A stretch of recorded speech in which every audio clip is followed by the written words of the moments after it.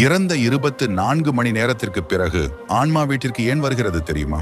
கருட புராணம் படி ஒரு மனிதன் இறந்த பிறகு யமதூதர்கள் வந்து ஆன்மாவை யமலோகத்திற்கு அழைத்து செல்கிறார்கள். அங்கு யமலோகத்தில் அவர் செய்த கர்மங்களை காட்டி மீண்டும் 24 மணி நேரத்திற்கு பிறகு அந்த ஆன்மாவை தனது வீட்டின் அருகில் விட்டுவிட்டு சென்று விடுகிறார்கள்.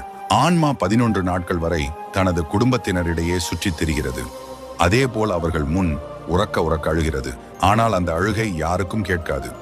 மேலும் மீண்டும் தனது உடலுக்குள் செல்ல மிகவும் முயற்சி செய்கிறது. ஆனால் எவ்வளவு முயன்றாலும் மீண்டும் தனது உடலுக்குள் நுழைய முடியாது.